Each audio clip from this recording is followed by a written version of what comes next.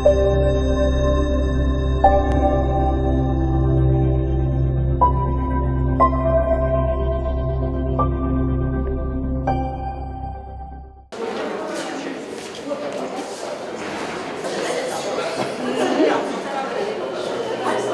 давайте сами, мы будем выдвигаться, раздвигайте список.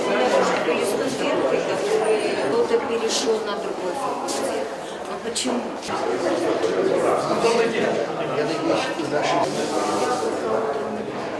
Спасибо. На самом деле, это кирпичский туризм.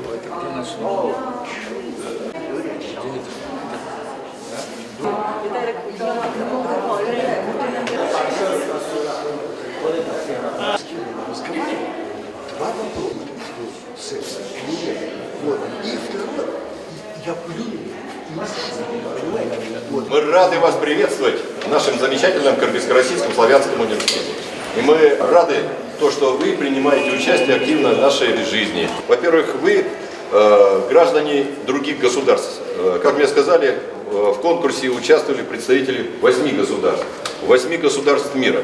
И представители 8 государств мира сказали замечательные и красивые слова о Кыргызстане с помощью фотоаппарата и с помощью русского слова. Вот так получилось, что русское слово связало вас, граждан иностранных государств, с Кыргызстаном.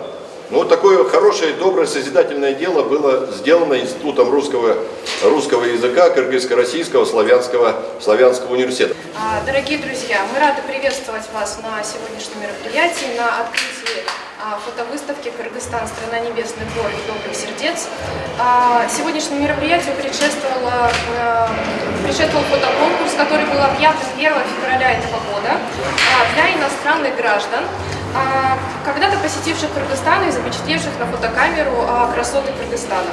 Условием участия в конкурсе было не только умение увидеть прекрасный объектив фотокамеры, но и знание русского языка.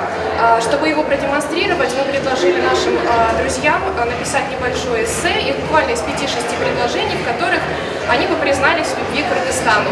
Вы спросите, при чем тут русский язык? Дело в том, что для большинства иностранных граждан, которые приезжают в Кыргызстан, русский язык является своеобразным мостом, благодаря которому они знакомятся с кыргызской культурой, с Кыргызстаном, с его историей, с его национальными праздниками. Молодец.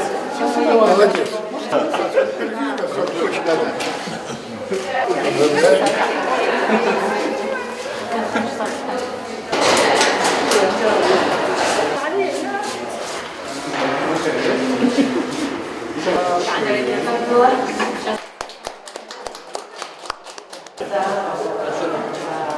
Для нас, для кыргызстанцев, очень приятно, что вот такими вещами связанные, ну, во-первых, с изучением русского языка у нас в Киргизии, и второе, что вы так пропагандируете нашу республику, то это заслуживает очень-очень большое внимание.